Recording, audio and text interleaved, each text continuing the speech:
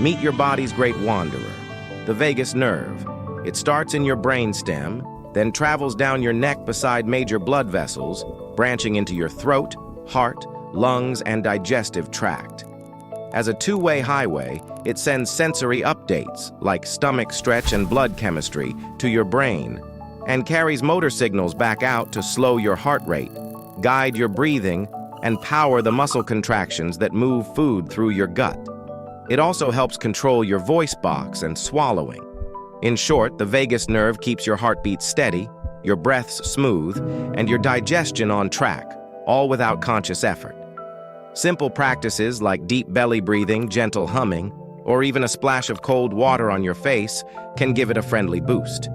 Next time you take a slow breath, thank your vagus nerve for the silent work that keeps you calm, healthy, and in balance.